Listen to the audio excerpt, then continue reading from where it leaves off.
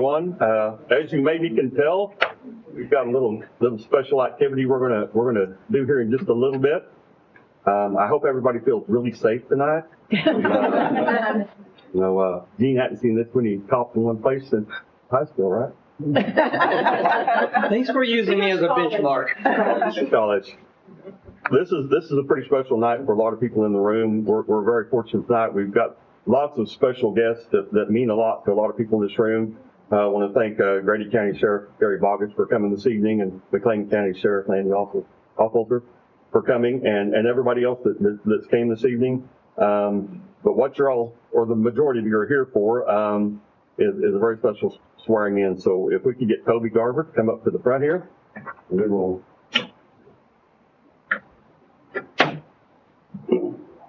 Make him stand up. Everybody. That's fine.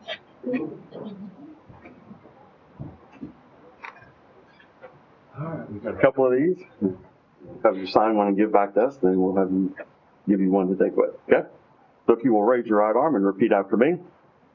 I do solemnly swear that I will support the Constitution and the laws of the United States of America and the laws of the United States of America and the Constitution and the laws of the state of Oklahoma. and the Constitution and the laws of the state of Oklahoma. I will faithfully discharge according to the best of my ability. I will faithfully discharge according to the best of my ability The duties of my office the duties of my office or employment during such time as I am Chief of Police for the city of Newcastle, Oklahoma.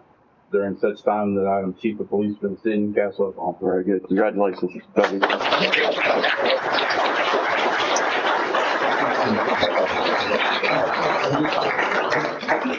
While Toby's signing that, I would just like to go around the council. Toby's not new to Newcastle. He's been around a long time, and he's been a great officer and a great deputy chief for us. And so we appreciate him being willing to step up into this position. But I would like council to have an opportunity to say a few things about you, because there's a lot of good things to say about you, Toby. Sure. We'll start with Gene. Like so many people, I met Toby especially through football. Probably knew him before then, but he has some boys playing football, and so we got to talk a lot about that. But Toby means a lot. Means a lot to us to have someone on the force who has continued to develop, get your education and experience and training. And so proud of you, and just wish you the best of luck in all that you do. Congratulations, Brittany. Well, actually, I didn't know who he was for a long time, just because never had to meet any of you in person, other than city events yet. But my dad actually is the one who told me about you, talking about fishing holes and fishing, and he really likes you. So he's like, you know, Tony, I'm like, maybe.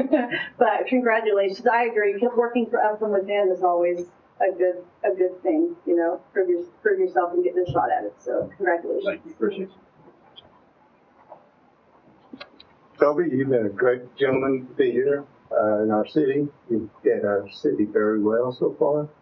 I am pleased that you're our chief of police now, and I hope the best for you. Thanks, sir. Appreciate it. Thank you. Thank you for your service as well.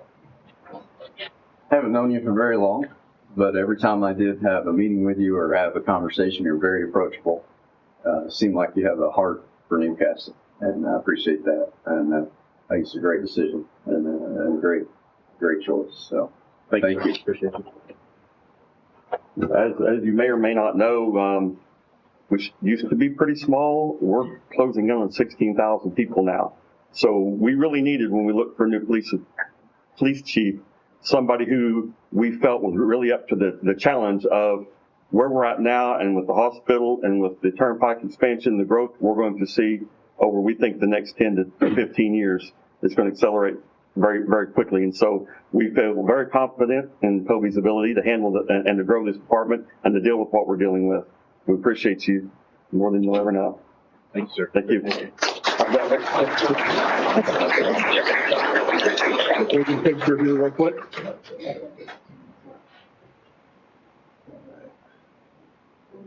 3, 2, 1. So if we could get Toby's family up here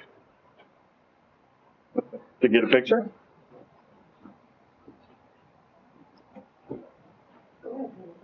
family. Get up there. Come on. He just wants me to make him look good. No, we don't. Big. All right. Big one. Kind of got the mayor over there too. All right, 3, 2, 1. Thank you. All right, and then I know we've got a lot of law enforcement here this evening, so if we could get you guys to come up and get in a picture with Toby, I know that that's something he'll cherish. Have to move For a this long back time. a little bit. I didn't know it was in front of the And you may want to get back when nobody can see first. You would have got a haircut all around. We're gonna leave Oklahoma, I'm safe. How's that sound? Here, one there, one at the back. Who's watching now?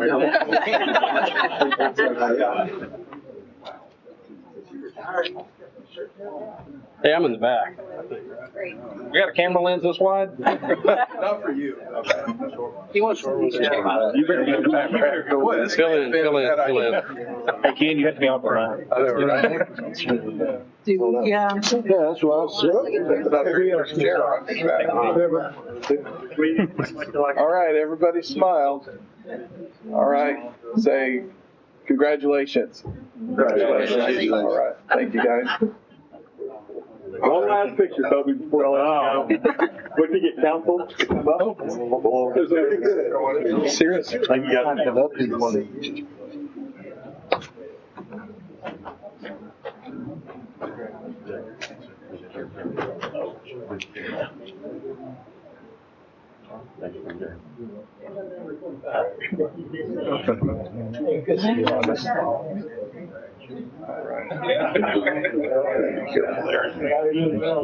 We're missing Mike. Make us look skinny. All right. All right. 3, wait, make it get kind of, okay. 3, 2, 1. Thank you guys. Hey, bet you can gloss it, please.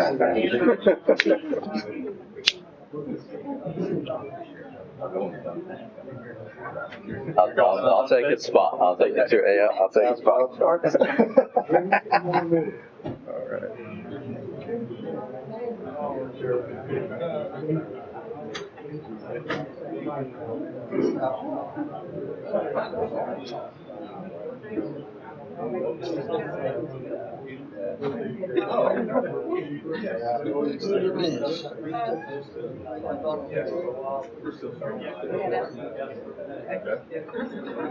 Tell you what. Everybody jumping. I get something. Unless you got a speech, Toby. Yeah, I'll do some. There we go. There we go. Oh, right, just by the wrong. Just quite Barry Manilow or something. I can have some for you. Yes.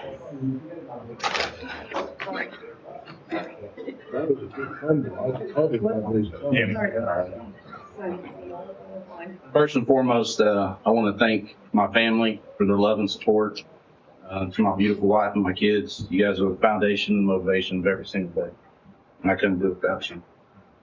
I'd also like to thank the city manager and the members of the council and our community for trusting me for this incredible responsibility. I'm truly honored to serve as your chief of police. To the men and women of the Newcastle Police Department, thank you for your dedication and professionalism. Together, we will continue to build a department that represents integrity, accountability, and service to others. To our community, my commitment is simple. We will work hard every day to earn and keep your trust. We will focus on transparency, communication, partnerships that make our city safer and stronger. I'm proud to call Newcastle home, and I'm excited for what's ahead. Thank you for this opportunity, and I look forward to serving all. You're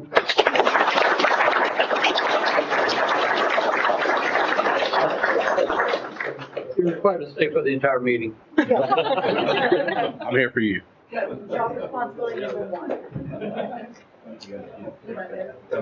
Abby, you want the.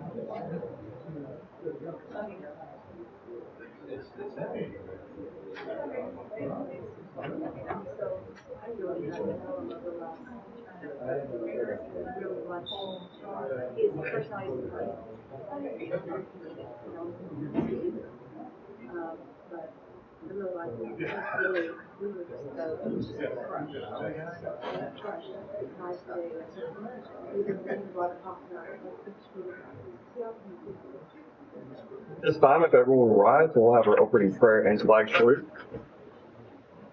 Let's pray. Most gracious Heavenly Father, Lord, we thank you for the day, and we thank you for the opportunity to live and serve in such a wonderful community in the city of Newcastle.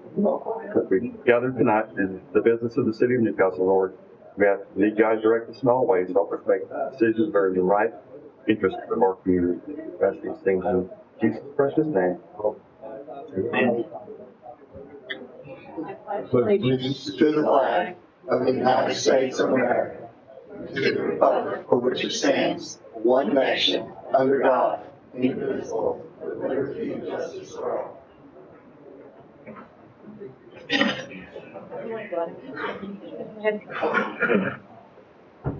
This time I'll call the October 14th, 2025 meeting of Newcastle Public Works Authority to order. First item on the agenda is roll call. Carl Nell. Here. Jean Reed. Here. Todd D'Amico. Here. Mike Fullerton. Here. Marcy White. Here. Item number 2, discussion and possible action on approval of the agenda. Make a motion to approve the agenda. Second. Motion second for approval of the agenda. Jean Reed. Yes. Todd D'Amico. Yes. Mike Fullerton. Yes. Marcy White. Yes. Carl Nell. Yes. Item number 3, citizens' comments. This is an opportunity for any citizen to comment on any matter related to the City of Newcastle Public Works that is not on the agenda. I remind any potential speakers that all speakers shall clearly state their name and address for the record. Comments are limited to 3 minutes per person with only one speaking opportunity. Board members will not respond to comments or questions. The chair may end the comment period at his discretion, and prior authorization is required for distribution of materials or to approach the board. This time, is there any public comment concerning the City of Newcastle Public Works? Item number 4, stated. Please. Yes, please approach the podium, please. State your name and address for the record.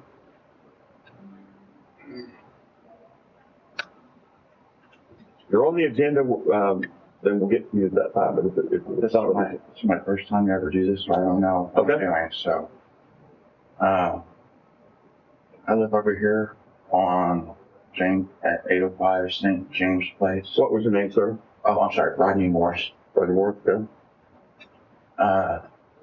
I've been noticing a lot of cars lately speeding.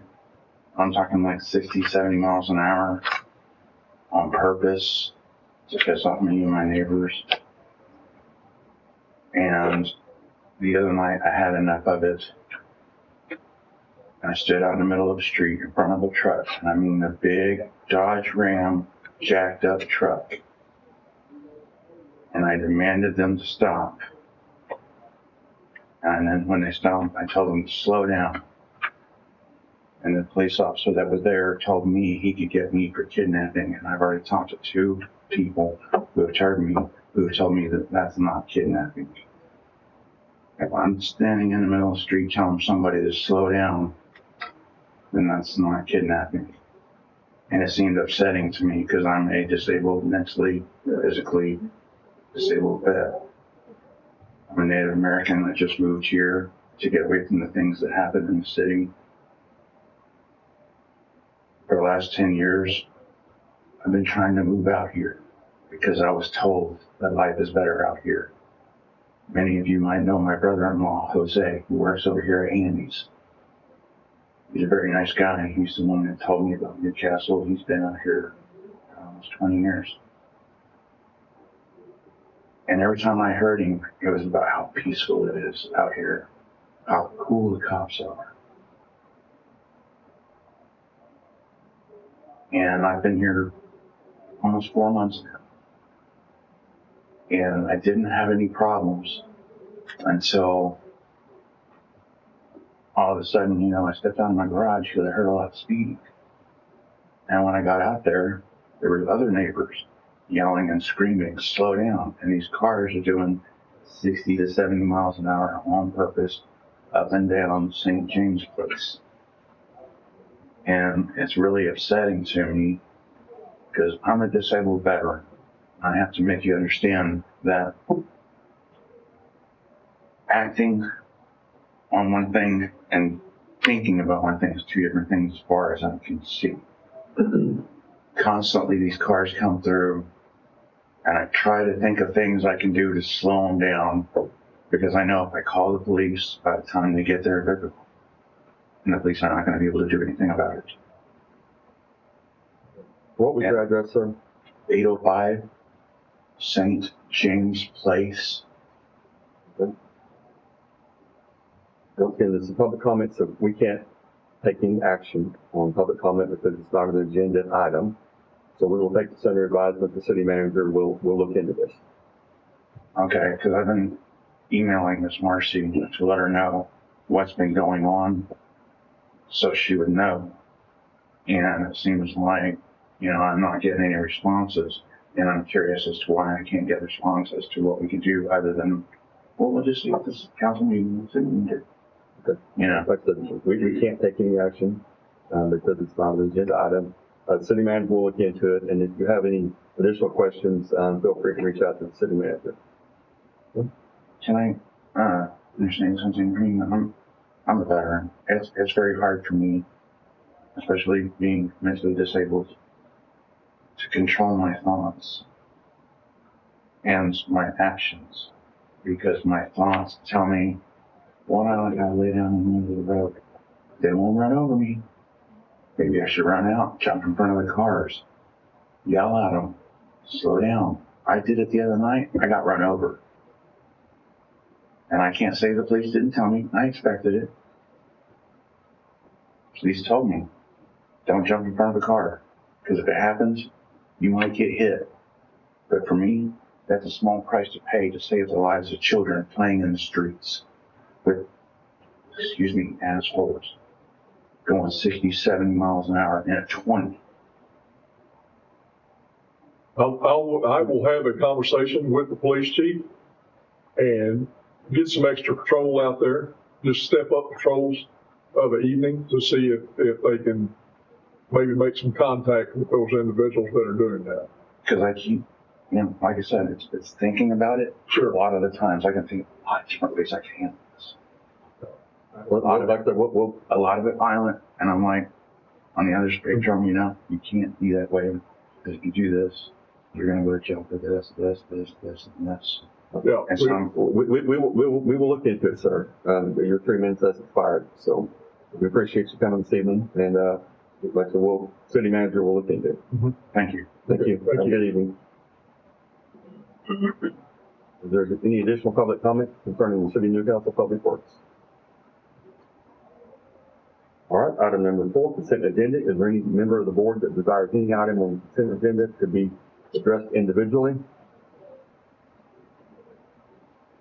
Seeing none, item number 4, consent agenda. Make a motion to approve the consent agenda. Second. Motion second for approval of the consent agenda. Gene Reed. Yes. Todd DeAmico. Yes. Mike Fulton. Yes. Marcy White. Yes. Carl Nell. Yes. Item number 5, discussion and possible action on any items removed from the consent agenda. Be no action on that agenda item. Item number 6, discussion and possible action on adjustment of utility accounts. Item number 6A, account number 08-2668-00.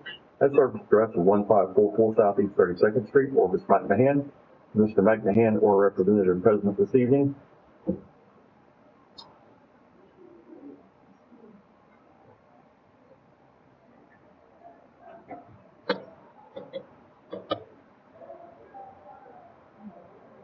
Sure, if we can afford a portable mic, guys. We'll put that on the agenda. I'm sorry I was late. I didn't hear Carl. He was going fast and I was following the agenda. I'm Orvis McMahon. I'm a farmer down in the south part of town, and I'm here on account of high water bill. For a couple, 3 months, we had a leak and we didn't realize it. It's out by the side of the road. It was down 5 or 6 foot, down the slope. I've never known the water running uphill, but one day it surfaced, up beside the street. So then my grandson, my son-in-law kept saying, we got a leak. I said, there can't be a leak because it's way down, off the side of the road. So then one day the city came down and shut our water off. Because I don't remember now what Beta said, that she knew it was a leak because it was just astronomical.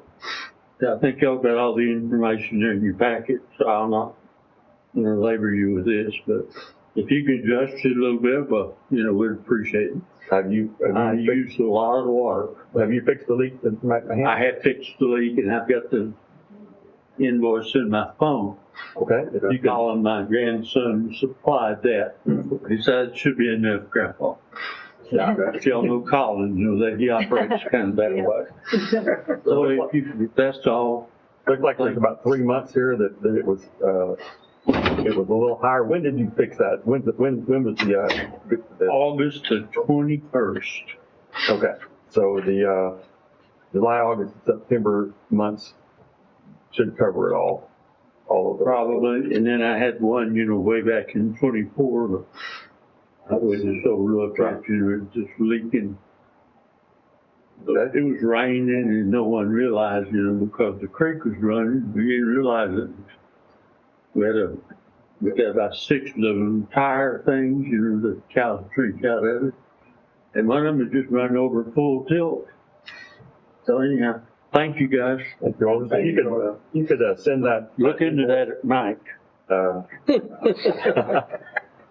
Well, I'll make a motion to adjust the July, August, and September bills down to the average of the prior 12 months. I'll second that. Motion is second for adjustment of utility account.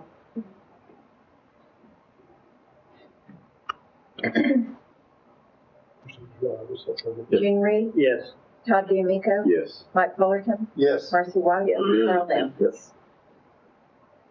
Item number 6B, account number 06-0999-01. That service address is 999 Vivian Circle, Deborah Lira. Is there or a representative present this evening? Yes. And I'm here for a water leak that I've had repaired.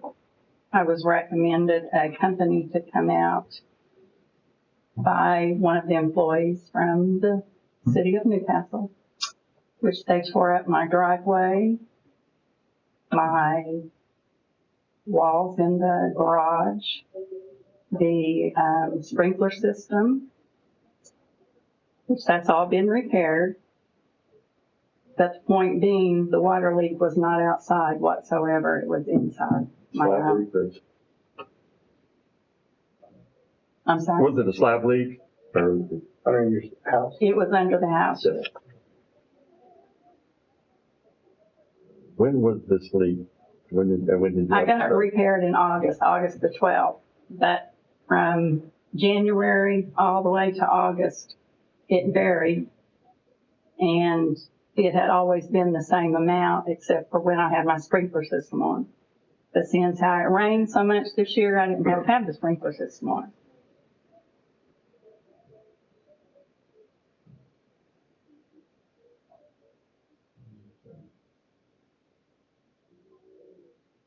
Bills were not incredibly inconsistent, down to 5,000 gallons, which was what it appeared back in 24. In November and December of 24, you were 5,000 and 6,000 gallons, and you were 5,000 gallons in June, 2,000 gallons in July, and then it jumped up to 9,000, 21,000 gallons in August and September. But from January all the way, I had the leak and did not know that I had the leak at that time until Steve Botkin came out.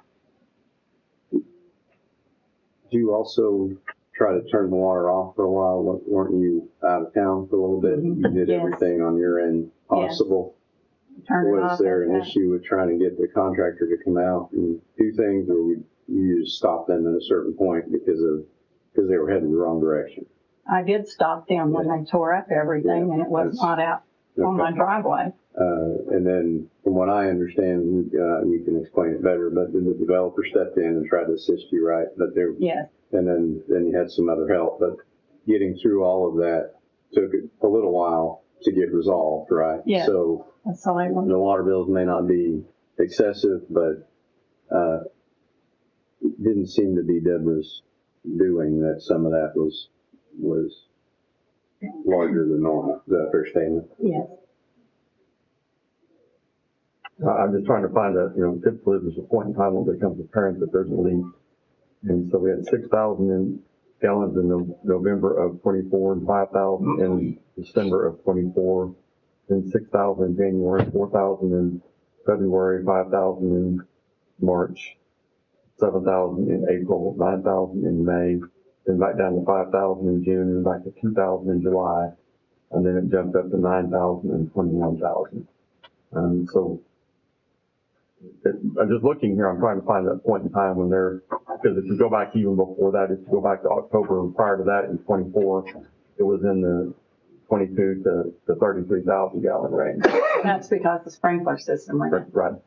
And so I guess my concern is if we go back too far and we do the average of the prior 12 months, it's actually going to be a higher amount than you paid during those periods of time, because it has to include the sprinkler, because it's going to be an average of those prior 12 months. So That the sprinkler system doesn't run, and it runs through October, and then, so I don't know why the November and December bill was higher either, but I could have had the leak then, I have no clue. That I'm the only person that lives there, and I don't use that much water, so my daughter lives up the street, there's 5 in her household, and her bill is cheaper than mine sometimes. It would be better to use a 6-month average than a year. Well, I did check with Vita today on this account to see where it was at now. Uh-huh. She's up to 7,000 right now at this point. Yeah, because Vita printed out all the printouts for me. So there's only 2 or 3 days left, I think she said on. So when did you have this repaired? August 12th. August 12th. And so, I guess, have you been running the sprinklers now? I am now, yes. Okay. Kevin's saying that your current bill is over 7,000 this month today. Right. So this month's, the sprinkler system has been on. But not in August and September. No. No, because we had so much rain. Sure, I was just checking to make sure. And it was completely turned off because the company that come out and tore the driveway up tore the sprinkler system up, and it wasn't repaired until the water leak got repaired. I'm noticing here in July, there's about 2,000 gallons used on the consumption. But prior to that, it was 5 and 7 and 5. I'm seeing a kind of a general number, but probably about 6,000 used. I don't know, I just know Steve said, you're running 144 gallons a day. Well, it's just me there, so there's no way. I think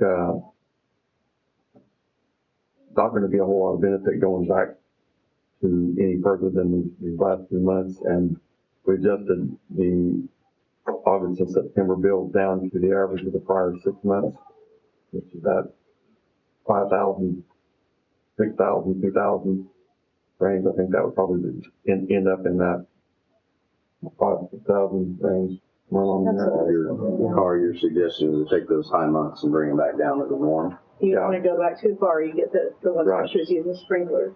So we went down 1, 2, 3, about 4,000, 5, 6. And so if that would work for council. Yeah, that's what I'm the August and September bill. Yeah. So I'll make a motion for adjusting the August and September bills down to the average of the prior 6 months. Second. Motion second, you feel the adjustment? Gene Reed? Yes.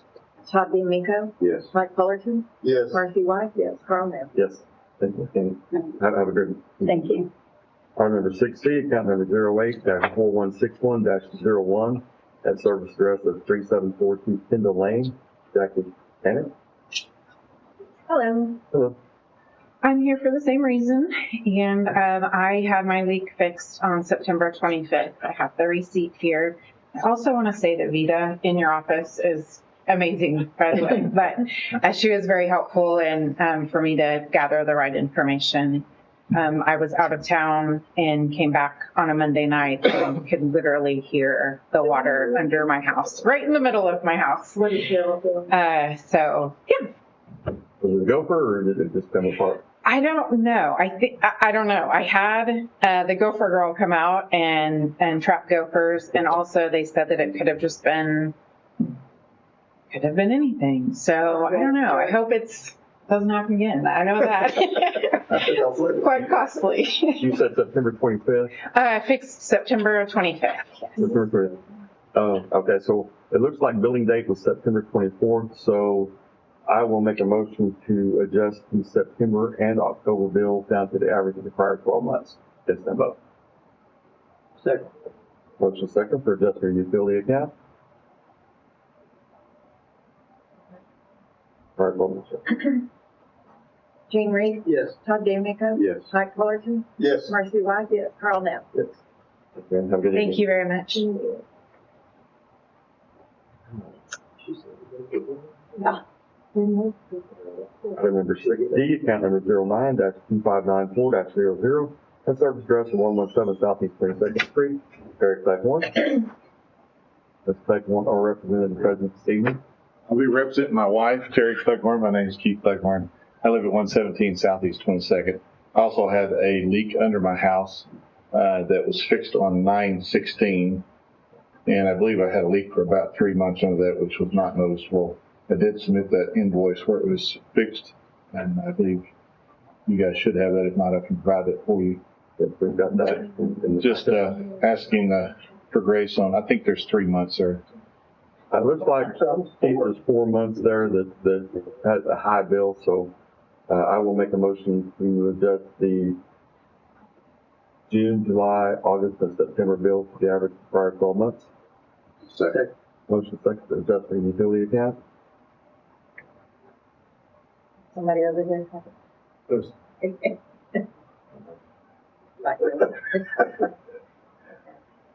Gene Reed? Yes. Todd DeMeco? Yes. Mike Fullerton? Yes. Marcy White? Yes. Carl Nell? Yes. Thank you very much. Item number 6E, account number 07-2235-00, at surface address of 18534 Thunder Ridge, John Cochran. Mr. Cochran, our representative president.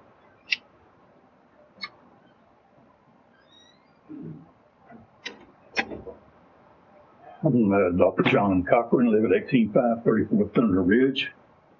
When I got here today, I saw all these cops, and I wondered how rough do these meetings get? They knew you were coming, I guess. Pretty bad, pretty bad. Maybe that's it. Has to do with water billing. Yeah. I've been a resident here of the area for 30 years, and from the start, I started buying Newcastle water. And back then, it was $8 a month. And that's pretty reasonable, and over time, it went up a little, but everything else was, so I didn't think much about it. Until about 4 or 5 months ago, my bill went up $70. And that was back when it was raining a lot, so I wasn't doing any watering. Did it by myself. I asked the ladies, I said, is your meter functioning right? And they said, yeah, it's working okay. They said the water was just being used. Well, the next month, $100 more than usual. And that's when I started hiring plumbers. Overall, I've hired 4 different plumbing people to come out, plus people to sonar looking for leaks. And they said, yeah, we think there's a little leak, but not this much. We don't know. And I got your water superintendent. He came out and worked with me. For a nice guy.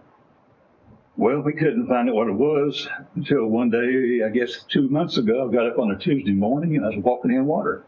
I don't mean the dance floor. I mean, I was walking in water. Slosh. In the house? A whole rupture, huh? In the house? In the house. The whole house was flooded. Oh. They came in and ripped out all the floors, all the cabinets, 5 sink, everything's out, in boxes. And what we found out, of course, they come in and jackhammered everything up. And I said, let's quit doing that. I said, suppose you find the leak and you fix it. It's the same line. It might rupture the next week. So let's put PEX in overhead, and that's what we've done. That's how we fixed it. The bid for putting my house back is $103,000. Oh my gosh. But I lived in a hotel for quite a while, but now I'm back in an empty warehouse. All I'm asking for is some recompense. For the average, what I used to, you can look at my records, was $30, say $40. Anything over that is a leak. That had to be. When did you get your repair?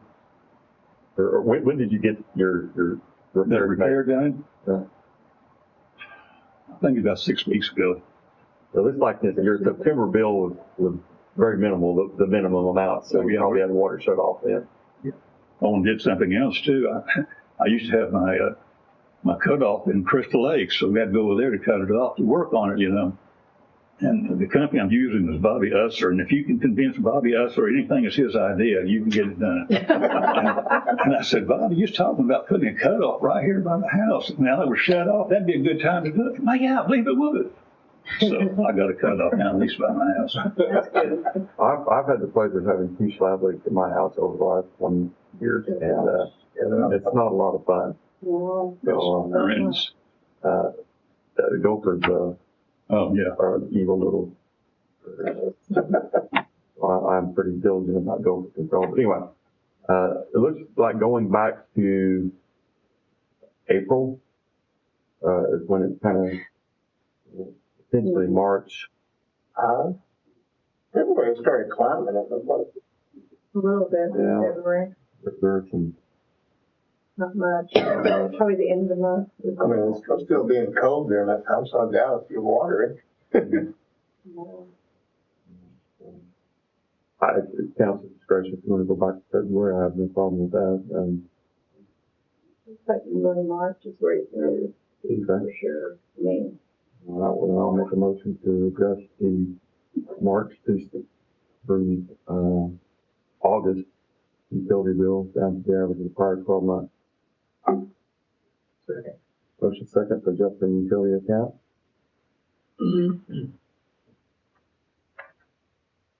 Jean Reed, Yes. Todd DeMico, Yes. Mike Fullerton, Yes. Marcy White, Earl Nell. Yes. Thank you, sir.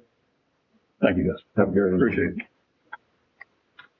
All right, item number 7, discussion of possible action adopting Newcastle Public Works Authority Resolution number 2025-05, amending the joint utility policies and procedures of the city of Newcastle and the Newcastle Public Works Authority by increasing the amount of authorized adjustment of accounts by the utility clerk to bills less than $500, not to exceed 1/2 of the amount of the bill being adjusted. Council had asked for this, it's probably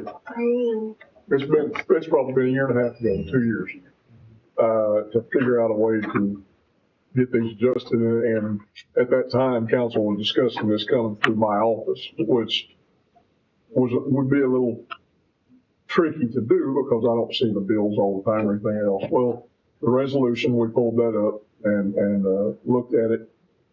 And the resolution has always been there for the water clerk to adjust these bills, but the amount was $200 or less. So we're asking to raise that amount to $500. According to the water clerk, that would pretty much eliminate most bills or adjustments coming to council for adjustment.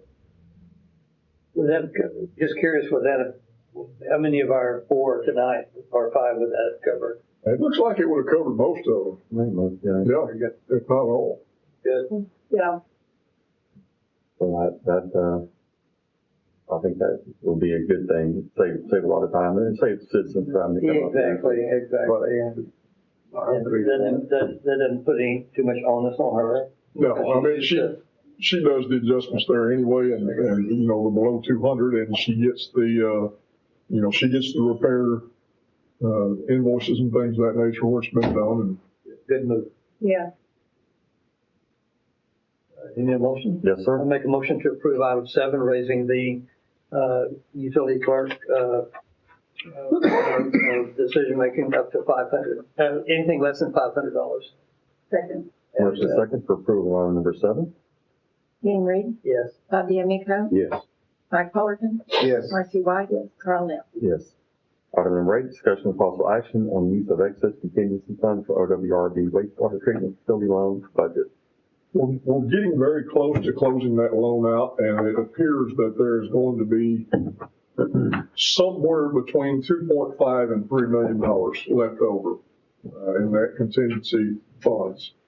Now, I have spoke with Brandon Wall Engineering. He has spoke with OWRB. Camille had actually called OWRB for us to see what we could do with that contingency money, if anything, if we actually had to be obligated to send it back to them and apply for another loan. Brandon did the exact same thing, and both of them received the exact same answer that we can obligate those funds now. Brandon specifically said for engineering for the NBR plant down south that's going to be coming up, which is probably a really good use, probably the only use that we could use it for. Now, we could actually use that for the Tri-City Sewer Line, as long as it is a wastewater project, it has to be wastewater.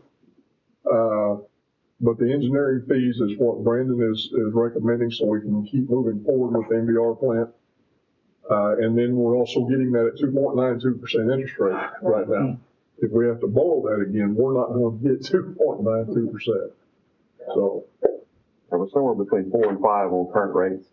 Go back out and borrow. So based on that, it makes sense for us to utilize those contingency dollars and go ahead and get the full loan we have approved at OWRB, and then use those to fund and not have to borrow for some of these things until, for as long as possible. That and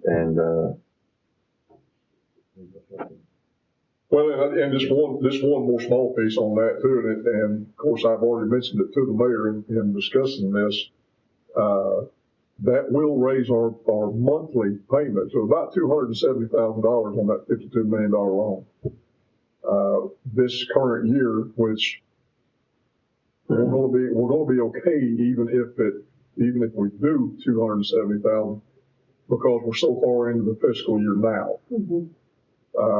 But we only budgeted $185,000 a month for this year current.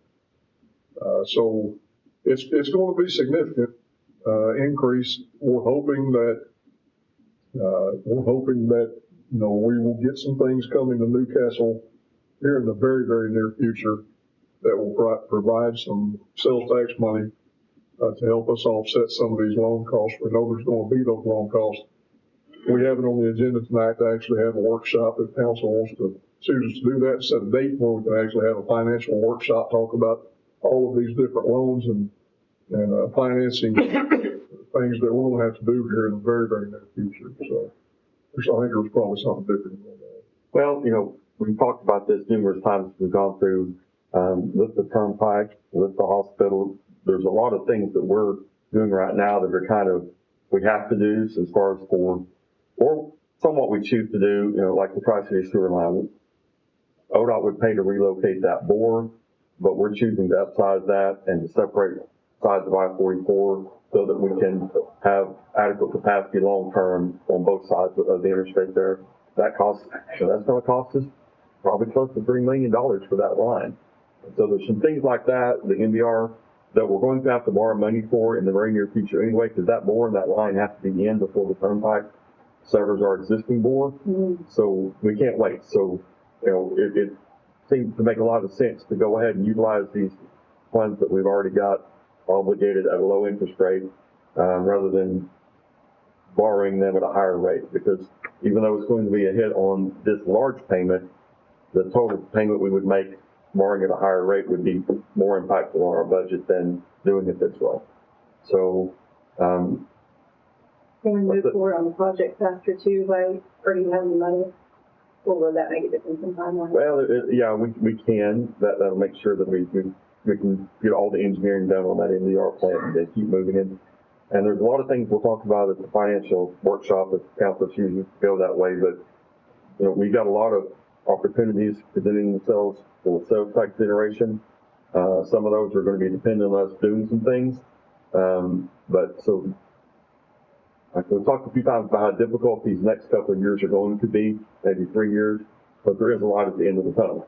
And so we want to have this workshop to discuss all these things with council, make sure everybody's fully aware of where we're at. We discuss the best ways to address things in the short term, and then long term with what retail we already know is coming and what we expect to come in the very near future afterwards, we think it will more than make up for the short-term difficulties or pain that we're kind of in now. Growing pains, we're trying to address a couple of things that either one of them would be a major impact on our community. No community our size, I don't believe in Oklahoma has ever had to deal with something as large and impactful as that hospital is going to be in our community. And so that's a big one. And then you couple that at the same time with having to do these utility upgrades and relocations associated with the Turnpike project, and that's kind of a double whammy on us. So we'll get there. We'll hopefully have this workshop and talk about this in depth. But for the short term, I think this is the best way to address trying to save a little money on interest costs for projects that we know we're going to have to move forward with. Kevin, what's your sorry, I'm thinking of both of you actually at the moment, but what's your recommendation on this as far as the Tri-City Sewer? Is it more time sensitive than the NBR, or can this funds be used for both, or does it have to be dedicated for one or the other? It can be used for both. Yes, the Tri-City Sewer line is more time sensitive than the MBR plant will be. However, and Carl and I talked about this last Friday, we do have that $6.5 million in that wastewater plant fund. So we need to go back, and if council chooses to do this workshop, we'll bring in information of how that resolution was written for that fund. Potentially that fund can be used to do the Tri-City Sewer line, to relocate some sewer lines, or if the resolution is redone, take that money to use for Tri-City Sewer line and the relocation of sewer and water for the OTA project. So potentially all of that could be you covered. make a motion that you could decide the best avenue for that if we allow the use. We don't have to make a motion that pigeonholes this into one particular use, do we? DNVR, no. You know what I'm saying? We could. No. It would allow you to use it either place. Is that fair mind? It could, but I mean, at some point here, I would want direction. Okay. Yeah, for the low budget, and OWRB will want to know what we're going to do with those funds. We can put it in engineering, and we can use potentially look at using those funds we have. I think we can. I literally think it can. We can do that. Now, one thing to consider too that is helping us out when we talk about this increase in payment. Those funds that we have set aside in there, they're setting exceeding, they're accruing interest. So that will be interest that we can use to offset any increase in payment for the remainder of this fiscal year. So we're going to try to keep as many of those funds in CDs for as long as we possibly can to help until we actually have to utilize them. Did those close? No, I just didn't know that was, I'm looking at the closure date now. Okay. Because the last I heard the intention was going to be closing. Well, they may have closed. We thought we were going to be wrapping that up. The plan was to use that money on, the original plan was to use that money on. that's true, but there's about $6.5 million. We figure about $3 million for the Tri-City Sewer line. About $2.5 million is what we have received so far, an estimate from OTA for our cost. So potentially that'll cover. Now, here's another piece of that as well. Jeanette is pursuing a $2 million grant right now for the Tri-City Sewer line. So I don't think that we're going to use every dime that we have in that fund, but I do think that Tri-City Sewer line and that relocation project that we have to do will be covered with cash, not loan funds, which would help us tremendously. And then as we move further along, we can talk all about this, the meeting, just as quick thoughts in you guys said, with the new NDR plan, we're working on, it will have a separate impact fee structure for the things that discharge into that plant that to help offset the cost of that plant. We don't want to put that cost on our existing sewer users. And also, we're getting some retail that's developing right now in the 35-9 corridor. We anticipate significant development moving forward, especially when we get sewer in place down there. So at that point in time, the hope is, or the plan is, until we can get a little further along, that we can dedicate those sales taxes, or at least a large portion of those, to servicing any debt for the new south plant. so that we don't put a burden on any part of the existing sales tax, our general fund, or our existing utility users, because we added that plant down there What's your timeline, you think, to have that plant? about 4 years. I really like that idea of compartmentalizing, or we kind of talked about that. That's kind of the first cousin to letting the people that have a lift station help pay for the lift station. So I really like this idea. I missed something a little while ago. It all sounds really good to me, but just from my understanding, someone would ask me, if we chose not to do this, what, remind me of where we would be if we chose not to approve this item. What would have, what would we do with those contingency funds? We would basically lower the loan amount we're receiving from OWRB, which would lower our payment. Okay, now. But then we would have to step out and get a new loan to pay for the engineering fees for the NDR plant and potentially any part of the Tri-City sewer line that wasn't covered by a grant. Okay, I mean, I remember that. At a higher interest rate. The whole deal is just putting money in the right places to limit our risk on interest rate. Right. And hopefully over time save a significant amount of money by having that money at a lower rate. Mm-hmm. So we can do that idea. Yeah. And generally people are used to paying off these loans early, but to us that'd be a cost. That'd be a cost for that. Judy just said they are closed. We'll roll those back in. I was gonna ask, I don't know when y'all are gonna do your workshop, but if you wanted that reinvested, I probably need to know pretty soon. I'll start using it soon. Well, we also need to determine how quick that money is going to have to be used. So Kevin can talk to Brandon and see when we're going to need some of these funds from there, because if we use the contingency dollars for the engineering, we won't need those dollars right now. And so we may be a good 7 months out or longer before we actually need any of those dollars to pay for the Tri-City sewer line. It depends if y'all have y'all decided totally against using that fund to pay down on the loan? Yes. Yeah. That's why we're discussing this tonight, because it doesn't make any sense to pay off cheap money just to reborrow high interest rate money. Well, I wish I'd known. I'd looked at reinvesting them a while back. Yeah. But they just closed recently, did they not? Closed on June 29th. Did they really? Mm-hmm. Yeah, So we should know that too. one would entertain then the motion to use the funds towards the engineering costs for it. That's the suggested. That would be the motion. If discussion's done, I'm happy to entertain a motion. Yeah. I entertain a motion to use the excess contingency funds from the OWRD wastewater treatment facility loan budget to be used towards engineering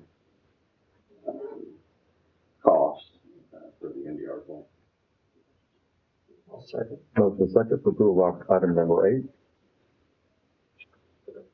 Mike Fullerton, Yes. Todd DeAmico, Yes. Gene Reed, Yes. Marcy White, Carl Nell. Yes. Item number 9, discussion of possible action on approval of mutual aid agreement for participation in intrastate mutual assistance program for water and wastewater services in coordination with Senator Warren. This is also, Senator Warren is a program through ORWA. So if our water department utilities has any issues, we have a disaster, water tower gets blown down, or, if we need a piece of equipment that we don't have here, we can actually, if we're part of Senator Warren, you can actually go to other utility agencies that are members as well and borrow that equipment or get their assistance in here with specialized equipment or training or whatever they have. And we would offer the same to other communities. That's correct. We would offer the exact same thing, which we have done this in the past.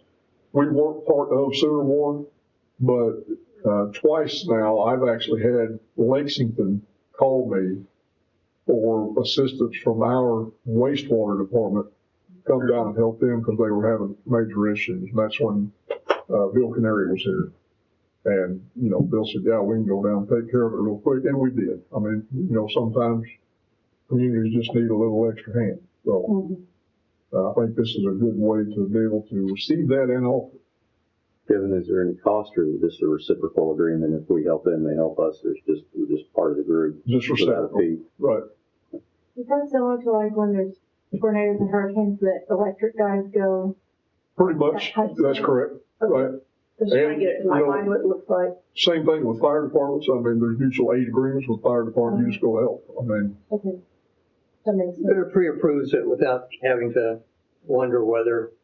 correct. Yeah, and you have to have some sort of agreement in place. Yeah. Okay. Makes sense. Cool. Just out of curiosity, if it's equipment that you're buying and damages, are they responsible for it? Well, it would be our operators going with it. Okay. Yeah. Not giving them equipment, but us taking it to them and then operating it. Okay. I'm feel a little better about that. Yeah. Sounds like a good deal.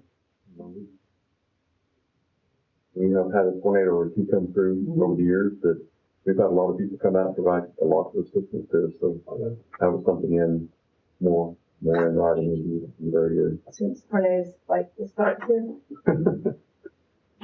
We don't overstay though. No. No. I'll entertain a motion. I'll make the motion to approve, item number 10. For the, That's fine. Second? Second. Motion second for approval item number 9. Mike Fullerton, yes. Todd DeMonico, Yes. Gene Reed, Yes. Marcy White, Carl Nell. Yes. Item number 10, discussion of possible action on purchase of a new excavator. There was three quotes that, the water superintendent received. We got one from John Deere, Caterpillar, and Komatsu. Spoke with the superintendent this morning. He would like to see a Komatsu purchased. It's right now, that's pretty much the, going piece of equipment that people use, cities and otherwise. He was telling me, it's one of the utility companies that we've used in the past. That's all they'll use is Komatsu. Well, you checked around with some folks as well, didn't you? I did. Yeah. Yeah. So Komatsu, it is just a little bit higher there. He was talking to me this morning about John Deere. He said a lot of that equipment that's being manufactured this year is actually Hitachi, and not with a John Deere motor, right, and then a John Deere name. Yeah. So, and then the Cat, we were talking about the Cat. He said if we did get the Caterpillar, he would rather see an upsize in that Caterpillar because it is considerably smaller here. Oh, yeah. But there's been issues with Cat in the recent purchases that we've made even on some Cat equipment. But My dad had a Komatsu Experior or something. He was the only one. They seem to be the Bitter end. one of choice for the guys to do it all day long every day, and so and it's much more powerful than the Cat, and I think it will serve us well for a long time. Is it the big? Is it huge? Really big? it's a bigger piece of equipment that would probably, it's a little bit bigger than what we have right now, not much. We'll be needing that. Now, the one that we have right now, just to give you a little bit of information on this too, and what I'm actually proposing even further than just purchasing this. The excavator we had to go into the shop. Repairs for that's a little over $12,000. We get that machine back, and it's a 2012, I believe, is what I found out through our vehicle maintenance supervisor. We get that machine back, and we'll give it to the street department. Sometimes they need an excavator, but they don't use it near as often as one. So that should suffice for them for quite some time. But what I would like to see done here is we purchase this machine and we come back in 10 years and purchase another machine and either trade this one in, because 10 years, it should give us a fair trade-in value maybe, if it's taken care of and used right. But we rotate these units every 10 years instead of waiting until they're just completely gone and then not have a piece of equipment to work with. The person making the motion have an inside track of getting to actually operate this thing. Absolutely, I got to drive the grader. You don't want me to. My dad tried to teach me how to drive it too. I want it to be in a wide open field. What? I want it to be in a wide open field. Well, see, I haven't made the motion yet, so. Okay. I was going to say, remember that in 10 years when you're recommending the new one. I'll remember you said that when you're still here in 10 years recommending. Yeah, there you go. Well, I'm just trying to keep the shit going, in my absence. What will you note for the minutes with this? I think it was through Sourcewell on this one. Oh, Yeah, which one remember? I'm gonna put it in. So are we looking to finance this? Yes, it will have to be financed, and we're thinking a 10-year financing period. Kevin, where are we purchasing that Matsu from? There's actually a Komatsu dealership here in Oklahoma City. Oh, Yeah, but what company is the name of, is it not? And that I don't have any idea. I don't know what the company is in Oklahoma City. last the Googles. I might have a conflict with it. If it's has to. I really don't, I don't know. If there's a potential, if there's a potential, I'll just recuse. And Max Lift. We move Then on. they'll come back through the later, or is this the actual food? This is the actual approval. Two places, it's either Kirby Smith or Max Lift, it says. It's not Kirby Smith, I know that. Okay, it might be just Max Lift Inc. There's two authorized ones in Oklahoma City, it's not, so. That's what AI says. Yeah. So. I think other entertainment. Whoever wants to drive it first. Entertain a motion for item 10, the purchase of a new excavator. Second. That's selecting to come up soon. Yes, selecting recommendation. Yeah. Sorry. Second. Motion second for approval of item number 10. Dr. Newcastle? Yes. Jane Reed? Yes. Marjorie Wong? Yes. Carl Nell? Yes. Item number 11, discussion of possible action setting a special meeting date, time, and place for a financial workshop. So it would be great if we could do this fairly soon. And everybody gets a little bit tied up once we get into November and December. We'd like to kind of, if we could knock it out. Don't say the 24th, yeah, no, you wouldn't want to do it Thursday, I'm out the 24th. You know, But that's a Friday and Saturday. yeah, so, you know, Monday would work well for everybody. We've got the 20th to 27th is planning, is that Both correct? of those, 27th is planning. Yeah. planning. Yeah, Monday back the in town 20th. Monday. Does that work for everybody? That's just less than a week away. Either of those two days work for me. Yeah, we come back Monday. So Monday the 24th, working back? Yeah. All right, then I'll make a motion approval item number 11, selecting 6 p.m. on Monday the 20th of October. Motion second for setting special meeting. Mike Fullerton? Yes. Dr. Newcastle? Yes. Jane Reed? Yes. Marjorie Wong? Yes. Carl Nell? Yes. Then you do state a time, 6. 6 Are we gonna do it over there or here? We'll do it here. Okay. Since planning won't be till the next. That's what you want to have at City Hall. Oh, it doesn't matter Okay, where we all do it. All right, item number 12, monthly treasurer's report. This is to summarize the month of September. The ideal execution rate is 25%. Revenues for general fund are sitting at 29.4%. Expenses are sitting at 27.1%. So both of those slightly exceed the expected budgetary amount. For the capital improvement PAC fund, revenues are at 26.1%. Expenses are only at 15.6%. So you can see that the revenues are within the expected budgetary amount, while expenses are still under. Revenues for MPWA finished the month at 33.3%. Expenses for MPWA finished at 33.7%. Those, of course, exceed the expected amount. And again, those are due to our OWRB project, or those results. The fire department tax fund has brought in $340,000. We have spent $653,000. So that tax fund has covered 52.1% of the cost we spent to operate our fire department so far. For the wastewater treatment plant, we borrowed a little over $49 million. Our first payment will be due on the March 15th, next March 15th. And for the meter, we are still sitting at $2.7 million. For sales and use tax for September, came in at $939,000, almost $940,000. $762,000 was sales, $178,000 was used.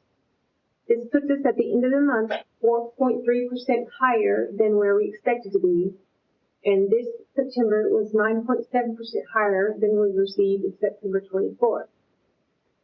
The receipts for the total point at the end of September last year was higher by 0.4% though.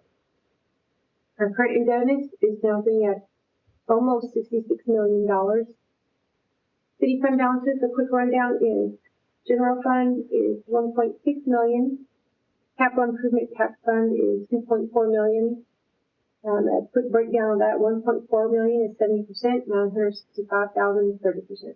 Economic development tax fund is 38,000. Sanitary fund is 49,000. Parks capital improvement fund is 221,000. Admin and technology is 188,000. Grant cost share fund is $2.2 million. Transportation impact fee fund is 135,000. And our opioid abatement fund is, there's no change in that yet, it's 80,000. The public places and spaces fund is $2,800. On the NPWA side, Public Works Authority fund is 2.6 million. Water impact fees are almost 1.1 million. Wastewater impact fees are a little over 1.1 million. Wastewater plant fund is 6.4 million. And the meter fund is 238,000. Are there any questions for me? The technology fund, is that one you said has 188,000? Yes. And remind me, are we have plans for that, or can that be gaining interest? Is it set aside, or is it? It is actually, can only be used for court. Right. Court expenses, expenditures, and we have been using that to actually fund, I believe we fund her salary through that. And operations. And operations. It's 188K. We just started this year, I believe. Yeah, we did. Yeah. So her salary is, okay. About 3/8 of that. Okay. Yeah. Okay, good. That will eventually keep diminishing where we'll have to go back to Fund 1. Right. But that's after discussion. I appreciate that. Yeah. So it has a home, it has a name. Yes. And a go, and Any other questions for Jimmy? Thank you, Jimmy. Item number 13, general manager's comments. I think I had put in my city manager report, they did finish that 24th Street line, and waiting on DQ samples to come back, from back tees and things of that nature. I did have a meeting this morning with the superintendent, and he is getting a little bit of push from the landowner at Rockwell and 130 to make a purchase of property for the booster station where it's located. All of that's already installed. And it sounds like that family group is still wanting the city to purchase an acre right there. So if that's where we want to keep our booster station, it is working much better. Upsizing that booster station, I don't know how your pressure has been. Mine's been a lot better. It's tremendous. Is that the one we had the new neighborhood pay for part of the upgrade? No. No. No, it's a different one? Yeah. I've had 0 messages. Oh. Yeah. It's gotten a whole lot better with that new booster pump. so what was the update? Are we purchasing the property, or? Well, I mean, we need just all we need really is maybe a 50-by-50 place. I know, right. But it is a good location. That ground there can't be used for anything else out because it's out in front of that old well site. I mean, they can't build anything else there. Tell you the price? They did. They had mentioned it before, 50,000 per acre. Can we benefit from an acre of property there? Could we utilize it for? And we discussed that this morning. The superintendent brought that up. Any kind of, trucks for storage or, right. something. It needs to look nice. Well, and that was my concern. And I don't want my neighbor. Landscape plan, what do you want, Chief? I don't want my neighbors gritting their teeth at me. That was my concern, but if we did buy an acre there and fenced it off, privacy fence, whatever, I mean, nobody would know any different, but, I have a big heartburn purchasing an acre, but that's what we're gonna do. Yeah, I mean, we may have to enlarge that lift station or pump station at some point in time in the future. Could be. And even though we don't need near an acre, we could potentially utilize it for some other use. Storage. Something, I mean, we would use it for something. Doug, can you do comps on like blank land, just like you do houses? Oh, yeah. Yeah. Okay. Do a comp on it and be like, I'm blank. You're blank. Well, you know, like you do houses, you get your comps for the houses around. Oh, comp. I want 500,000. Well, your neighbor sold theirs for 100. Oh, yeah, any appraisal would utilize comp. Okay. I wasn't Council- sure. I don't know much about it. And council had already authorized me to negotiate with that landowner. I haven't done that yet because he had spoke with the superintendent and said, you know, yeah, you guys can have a little more time because we were looking at that CEC water modeling to make sure that's where that booster station needs to go. Well, I mean, we know that it's working. So now I need to get a hold of that property owner myself and start talking to him. So I like to abide by the rule of three. This will be the third time I brought this up, so I won't say anything after this. Rockwell is really at risk of compromise. There's so much water flowing across it from that oil well, just north of, right about where y'all are working and north of it, floods all the time. Doesn't bother me, hadn't bothered me at all, but Mike says when it's flowing across the road like that, it's probably compromising below. Is that right? Yes, sir. So Mike ended that. So it's out of sight, out of mind for you, but if you get a chance to look at it, it's just pretty, there's a lot of water flowing, and it's our only See way orange out. on the road. The road is orange on the map. Yeah. John has looked at that several times. He's okay with it. And he's been okay with it so far. See how it's orange right there? The road is orange. Well, I put that there. Is that dirt? Okay.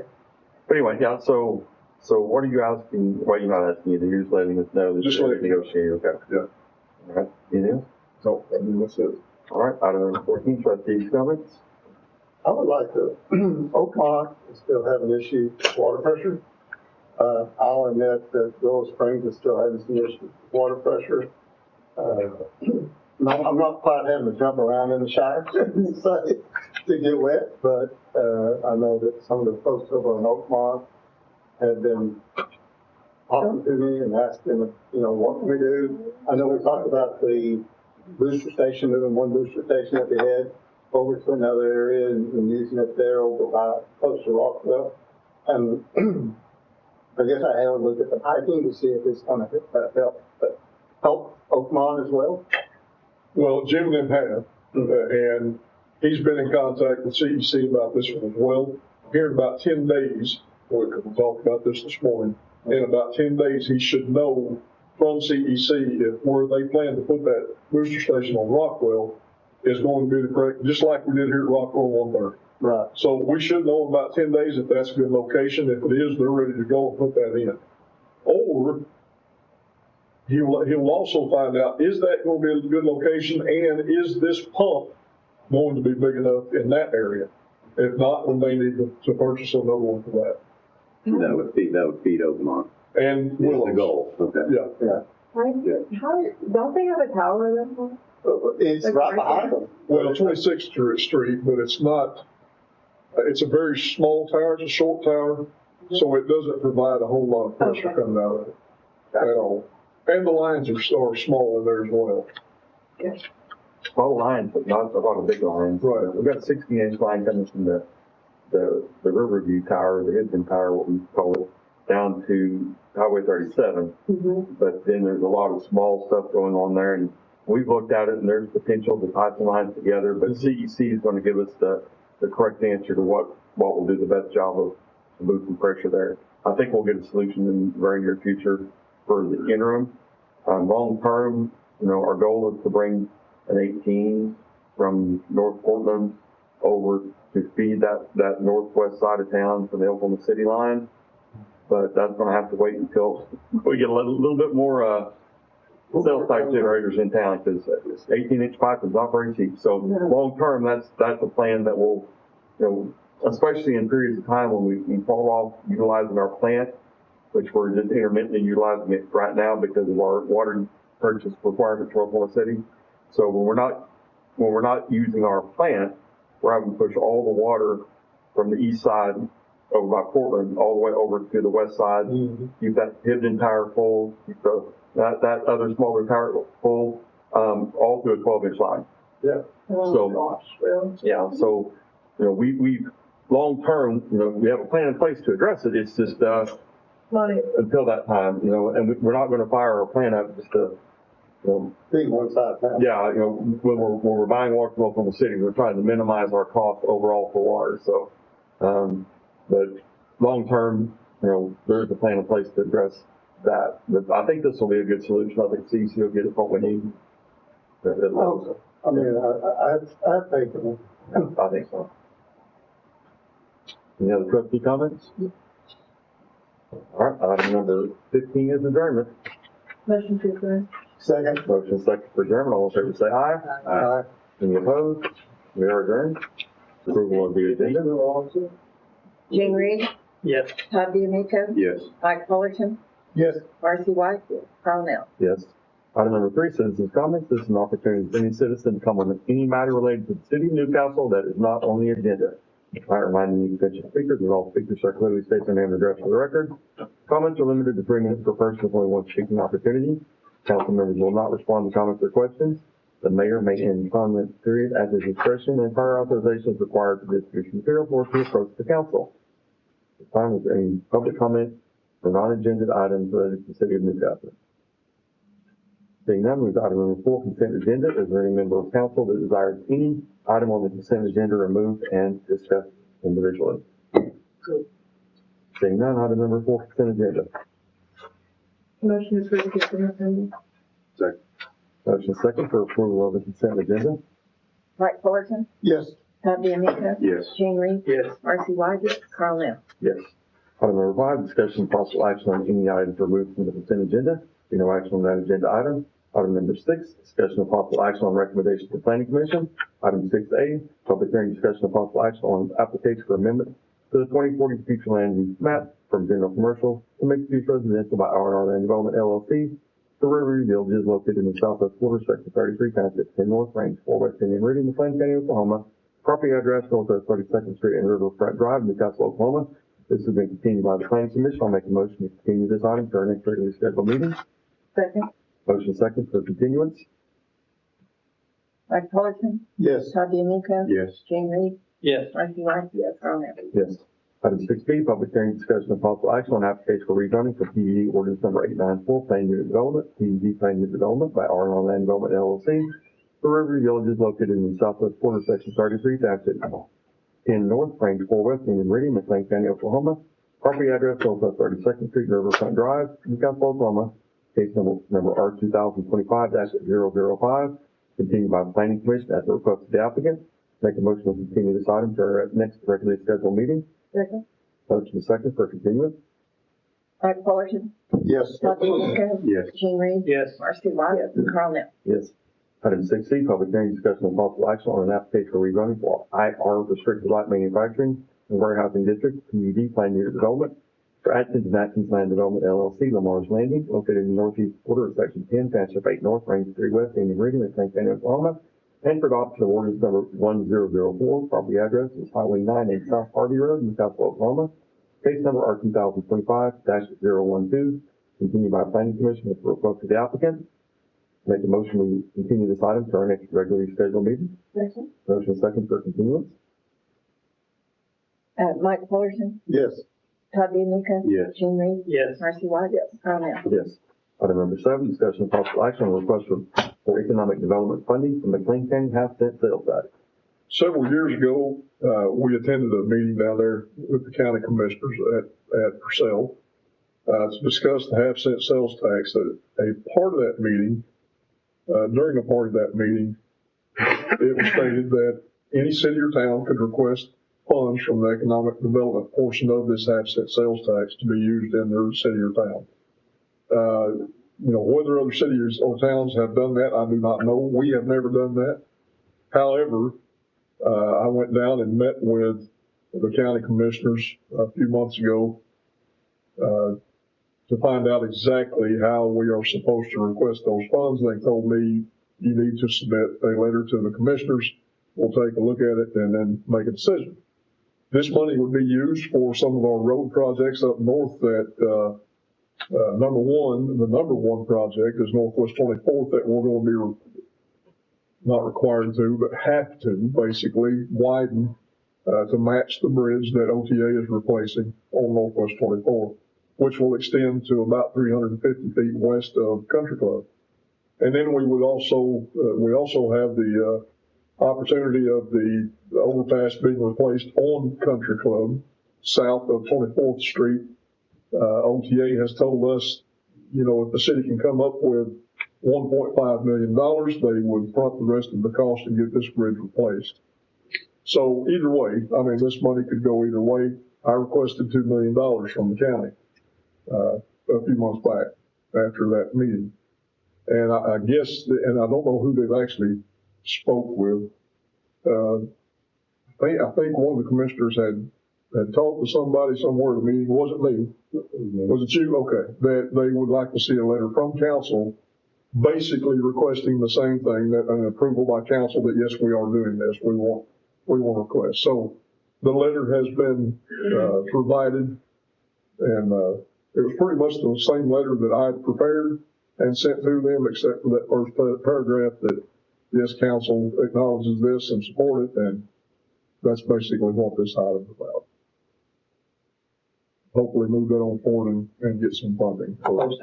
Yes. And the way we looked at it, we probably fund about 40% of the total sales tax collected by the city, probably by the county offices, have that tax.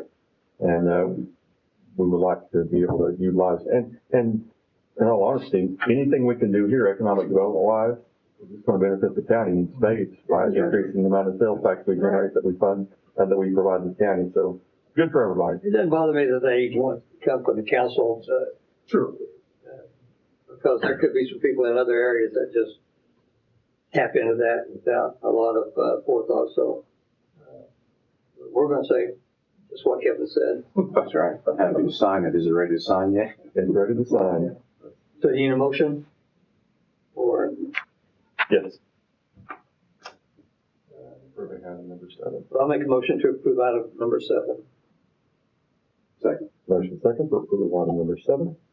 Mike Fullerton? Yes. Bobby Amica? Yes. Jane Reed? Yes. Marcy White? Yes. Carl Nell? Yes. Item number 8, discussion of possible action on approval of cost estimate for street and drainage repairs at Country Club Estates. We have had 24 panels fail in Country Club Estates. What are those panels? Okay. Concrete panels? Concrete panels. Due to the drainage, washing out underneath them, cracking, splitting apart. So we're the lowest cost or lowest bid that we received on this proposal is $52,200. Now, this proposal was submitted prior to us knowing that there were 5 more panels added to this 24. So that 5 more panels is a little over $10,000. So we're looking at about $62,000 to $63,000, which is still lower than the 24 panels that the other 2 proposals came in at. So this is the cheapest quote from Pinnacle. We're going to have and I also discussed this with the mayor last week. We're going to have a meeting, or at least put it on another agenda in the very, very near future to discuss that neighborhood again. We've already done that once. We got a recommendation from the engineer on what could be done out there. Not exactly what should be done, but he gave some recommendations. We went through that here last week, I believe. We went through the engineer's report and took a look at it. We've got some ideas of what we'd like to see done out there, but we need to make sure that that's the direction that we want to go. So I would bring that back before council and talk about it again. But this has got to be stopped. This is not the first set of repairs we've had to make out there. Right. It's costing us, as you can see, quite a bit of money.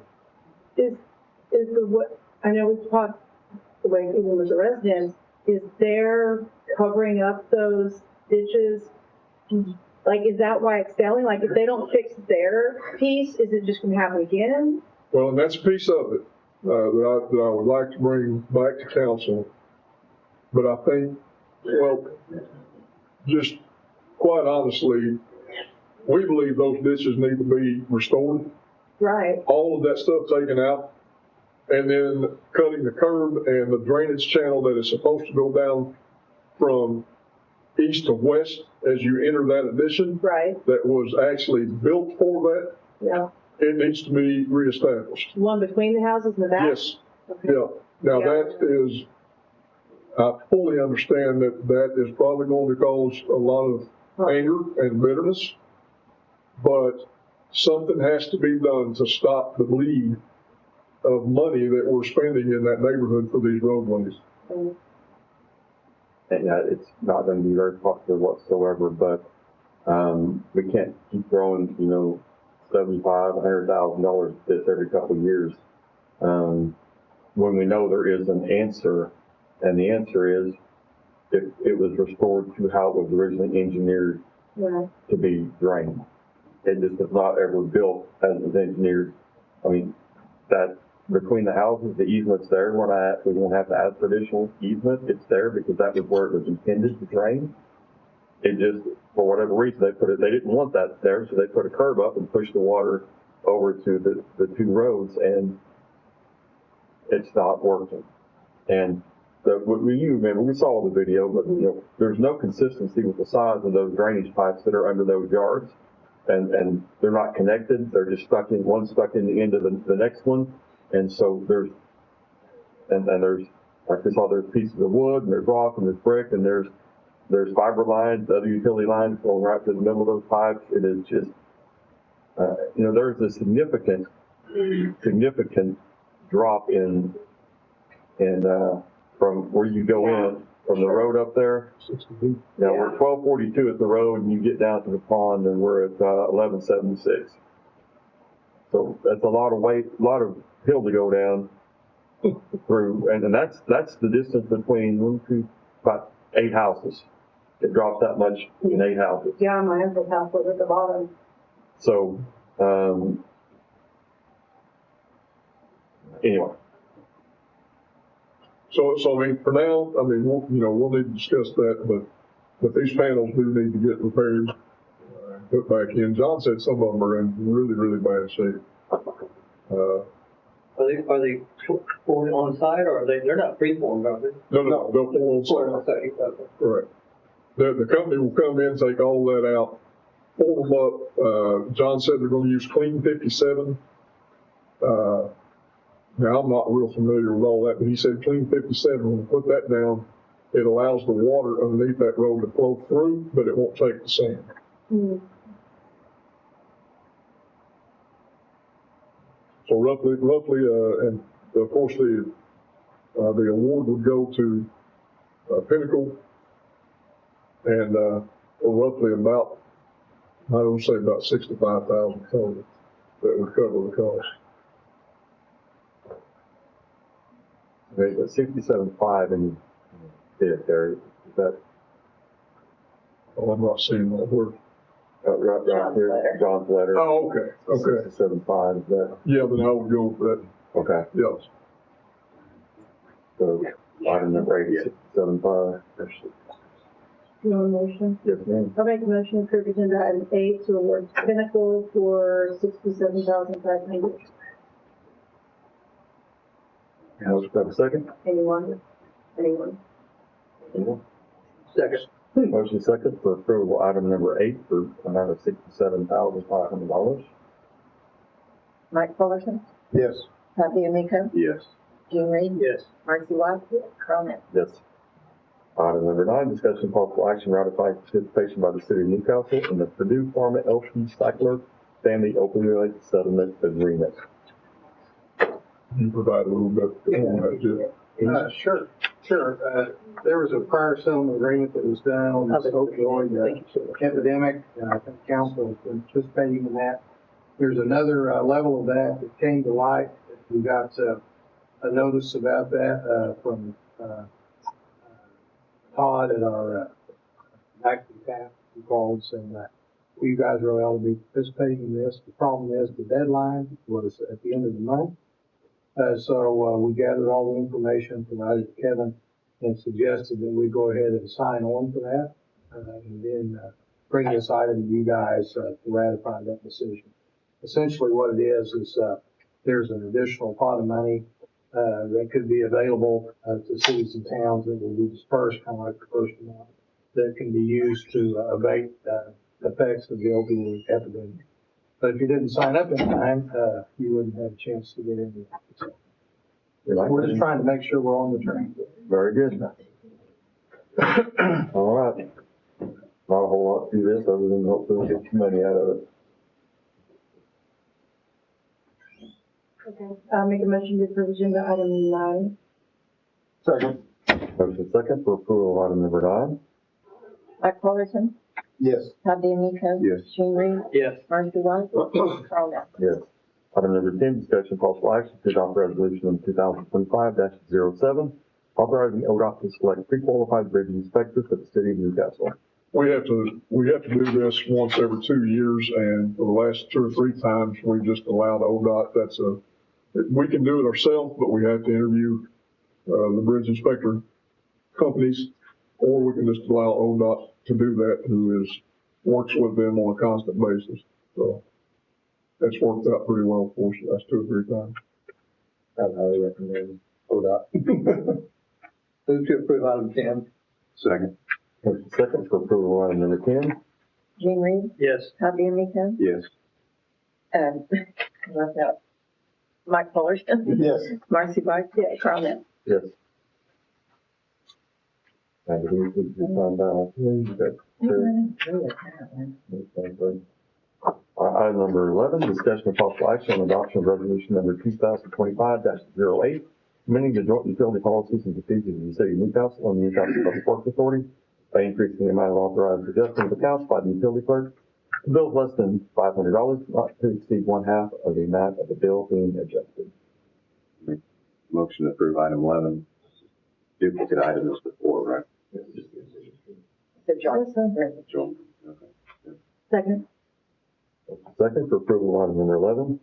Mike Fullerton. Yes. Todd DeMeco. Yes. Gene Reed. Yes. Marcy White. Yes. Carl Nell. Yes. Item number 12, discussion of possible action on approval of mutual assistance and acceptance of donation of Epson V11H750020 Power Light Pro Projector Outdoor Theater Kit from Pioneer Library Systems. Yeah, I mean, they just called and I guess got with our parks director and say, we want to give you this. He used it from them at the community, Oh, yes, yeah, I saw community that. festival. Yeah. They let him borrow it and apparently they. Worked pretty good? Yeah, Mm-hmm. so, It's an Epson. Yeah. yeah. Yeah, that's, Not a Xerox, right? What year was that made? exactly, yeah. Gift horse. I know. And there's a statement of mutual aid in there. Oh, yeah, there is mutual assistance. So we have to approve that to accept it? I don't think, you have to approve both? Well, no, the resolution is what they're adopting. Yeah.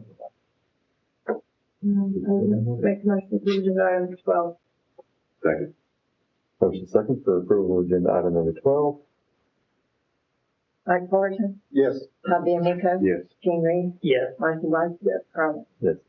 Item number 13, discussion of possible action on adoption of resolution 2025-09 for participation in the ACOG Air Quality Grant Program and selection of the 10th Street Regional Safety Project as a project candidate for federal funding. Jeanette is currently pursuing 2 different grants for this basically same project. So sidewalk project going down 10th Street here all the way out to Country Club. She's attempted this twice now, I believe, with that grant and hasn't received it. And she's met again with ODOT. They came out and looked at the project again. And then this grant became available as well. And basically she was advised to apply for both and let's see what happens. So it's roughly a little over $700,000 project if we're able to do this. The good thing is, though, we don't have to do lights with it this go around because the street lights are going in right now. down 10th Street from OEC.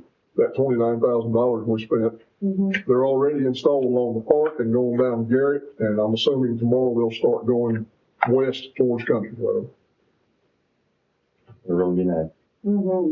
Yeah. It looks great. It really looks good. But hopefully we can grab a hold of one of these grants and get some sidewalks down through there. No matching funds, just a grant? 20%. Oh, 20, oh, good. 127,000 will be our match. Right, I just got the number today, so that's why it's not formal in your packet, but total cost is 635, 581.20, so our portion would be 127, 116.24. Oh, okay. So, And, there we go. and it's subject to a little tweaking in the next few days, but. Is that so we can better see the speed bumps? Correct. Those lights look good, don't they? They're really gonna light things up. Oh, yeah. It's gonna do the exterior of the trail along 10th and then up to the parking lot there on Garrett. And hopefully, we looked at lights inside the park on the trail, and that is very costly. So, we're still gonna get there. We're gonna get there. We're gonna keep chipping away at it, guys, and we'll get there eventually. And one of the reasons, I think we talked about this, we stopped at the parking lot because we didn't want to interfere with putting lights in where we're gonna put the pavilion and have to take those out. So we stopped there, instead of going all the way to 16th. So if you wonder why we didn't go all the way, because the pavilion project is gonna be hopefully kicking off sometime. And then we'll see what we need after that. Like the rest of that. They're hoping, Jeanette talked to them today, OEC is hoping that they will have this project done by daylight savings time. Switch over. And with that, Brent? In the next 2 to 3 weeks. November 1st. November 1st, okay.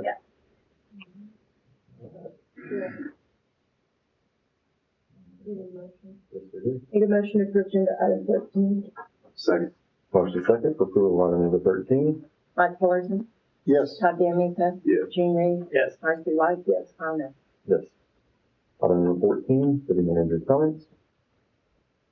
The only thing that I'll comment on is it is getting extremely exciting around here with everything that is going on. There's just a lot. There's a lot that's coming.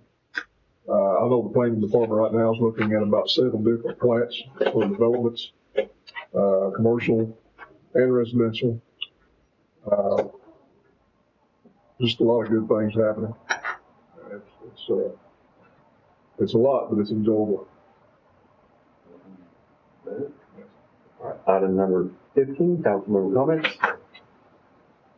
So, we got invited to a ball game for the council? We did. Yes. 24th, and it will be in the field house upstairs. Be able to watch it from the suites. Yeah, that's a hospitality. They'll probably serve food up there for a time. They will, yeah. That's what they said. Very nice. Dr. Walker's invited everybody, and she'll be there as well. And I do have, and I'm not real sure who's given to, but they did send over 5 extra to give to whoever we wanted to. Yeah. I can't be there, so somebody can make mine. That's not for my phone. Maybe your department heads? Yeah. Thought about that, yeah. I mean, the trouble is, we have so many, I don't think they could get everybody, but if she did that, I would say John, I mean, and they may not come, but just know they're invited to it. Right. Well, and it says, the employee and 1 guest. And, So, yeah. Yeah, you can let me use mine if you want. Yeah, that's a big deal. I tried to get a sideline pass about 3 weeks ago, and I still no. You're not Gene. Yeah, I'm not. Did you get a sideline pass? Really? Now I did. Did you finish the story? Before, yes, and then Gene came and actually let me on the field with him. So I did get on, thanks to Gene, but it is difficult to get on. But I would say, yeah. I hope we can I hope we show some a good presence there, and trying to get them to kind of do things for the city. I mean, this is not on me, but it fits right in with what I was hoping she would do. So, any idea who the players in 24? yes, on Mac. And Newcastle has not been tested. The 2 we've been tested by, we didn't win, Elgin and Tuttle. We've had a lot of victories since then, but this will be our first big test. If we win that game, we'll host at least 1 home game. And if we win that one and the next one is Bishop McGinnis. If we win those two, we'll host 2 home games if we win it. So it's big, it's kind of big time for the school. Tell Dr. Walker, we kind of want some of these for the playoffs. Right? Yeah. Well, some of these tickets for the playoffs, Let's show up on the 24th. Yeah. It might be great. Rather than everyone individually, could you keep track of the RSVPs or would your office do that? Sure. Okay. Because each one of these says, let her know. Right. I think, but. Yeah, we can just submit one time, let her know who's going. Yeah, so council here. I'm in. In? Yeah. Mike's in too? Yeah. I just checked my wife. We got a family reunion that weekend and, on Friday, Saturday, and Sunday, so I'll have to check with my wife and see what she's gonna approve. You don't need those families 3 days in a row. You need to be there. Now, I know you've got front row seats, so. Yeah, but I will share some time with you all up there. I may have duty calling the game, so not PA but OSM. But I think I'm off. I do it, but I have to do it Friday. I'm going to do color court this Friday. So. Well, council comments, I would say that it is nice to live in a community where I know from my lens, what I see are just some of the things that I see. I see the cross-country meet that was held at the park. Yeah. So the coordination between the staff and the city, I appreciate that. I think that's a great thing that we do. Obviously, we have homecoming parade on Friday. It has to be a connection, right, with the city and staff and Dr. Walker, and I think that's a great thing to have that connection, be communicating. And I think they love the SROs. I hear that all the time too. Yeah. So thank you for that. And we get a lot of questions. I'll just kind of throw out the most recent I know about the Turnpike project. They are going to let bids on November 20th for the bridge and approaches on our side. So they will be in a hurry after they get those bids let. And so we will probably see some activity very quickly after that, working on the bridge project. They're putting it out on the 20th, or they're that's when they're awarding on the 20th. They'll go out 3 weeks prior to, on, I believe, Halloween. And then they'll be awarding those bids, I guess, on the 20th of November. Wow. So that's bridge approach. That's phase 1. And so it will start ramping up pretty quick after that. So that'll be the first, and then it'll be later on when they start doing the bids for the remainder of the project. So that once that starts, it gets going probably next summer, really in earnest on the remainder of the project. Lots is going to be happening on the north end of town. But my grandkids drive me across that new bridge. I'll be sitting in the back. To the doctor? To the home. Not home, the home. The home. The home. Like Kevin said, lots happening, lots coming our way. Yeah. And Exciting. it's very exciting. All the challenges. So evening with the mayor coming up. Evening with Mayor coming up. I've got a conflict. I've got a show to do that night, but that's huge. Those are great opportunities. You do such a good job. Thank you, I appreciate that. And that's an opportunity for any of your friends, anybody that you know, tell them they can come, ask anything they want. We'll talk about anything the community wants. I want an informed community, as informed as we can have them. Better for them to come and ask the questions face to face than learn everything they can off of social media. Right. I don't know. You did a lot. You learn a lot about social media. 5:30, 6 o'clock? 5 to 7. 5 to 7. 5 to 7. Yeah, at the fire station. So if you know anybody too that hasn't had an opportunity to visit our fire station and see what is probably one of the nicest fire stations in the state of Oklahoma, then I'd encourage them to come, not to even talk to me, but to come and see the fire station. It's definitely a jewel for the community. So. Any other council member comments? All right, item number 16 is adjournment. Make a motion for adjournment. Motion second for adjournment. All in favor say aye. Aye. Any opposed? We are adjourned.